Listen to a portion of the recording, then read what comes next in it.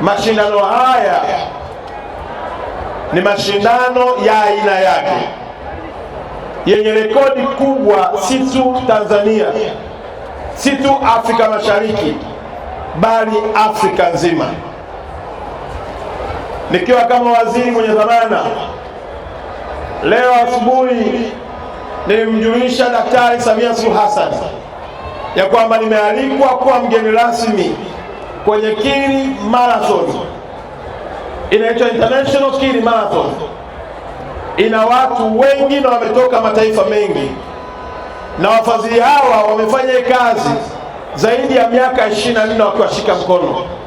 Na nikamwambia Mheshimiwa Rais Daktari Samia, yalianza kidogo kidogo, sasa yanaingia kwenye rekodi ya nchi 68 duniani zinakuja Kilimanjaro, Tanzania.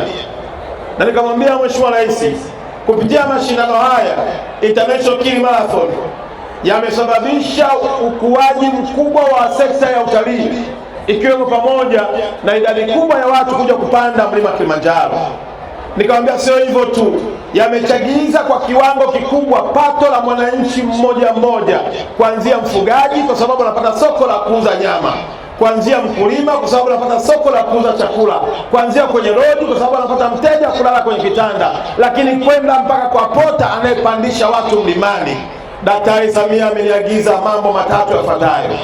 La kwanza, kwa kazi kubwa iliyofanyika, amesema mwakani yeye mwenyewe Daktari Samia Suluhu Hassan atakuja kwenye International Kili Marathon kushiriki nanyi kwenye riadha. Lakini jambo la pili, Daktari Samia amesema mwakani atatoa fedha taslimu kwa ajili ya zawadi ya wanayoshinda zaidi ya milioni 100 kuhakikisha kwamba zinakwenda kwa watu wanaoshiriki. Jambo la tatu, maagizo ya Daktari Samia amenielekeza ya kwamba maandalizi ya mwakani wizara yetu ishiriki 100%, na mabalozi wote walioko nje ya Tanzania, mabalozi wa Tanzania duniani kote watashiriki kufanya registration ya watu wote duniani kuja International Kili Marathon hapa kuja kushiriki nasi.